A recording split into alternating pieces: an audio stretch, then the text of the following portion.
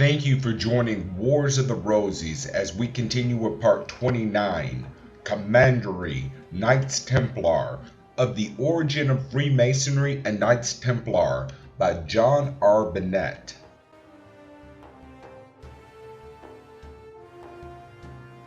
Commandery, Knights Templar.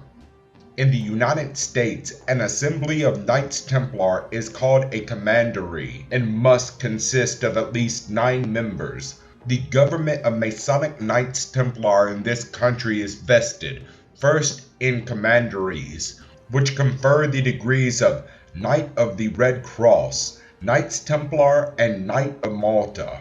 Commanderies are under the control of Grand Commanderies in states in which those bodies exist. Where they do not, the warrants are derived directly from the Grand Encampment. The supreme authority of the order is exercised by the Grand Encampment of the United States, which meets triennially.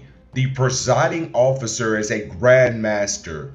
The ancient order of Knights Templar was divided into provinces, each of which was governed by a Grand Preceptor or Grand Prior. These provinces were 15 in number and extended from Jerusalem to England. There was no part of Europe, except the impoverished kingdoms of Denmark, Sweden, and Norway, where the Templars had not extended their possessions and their influence.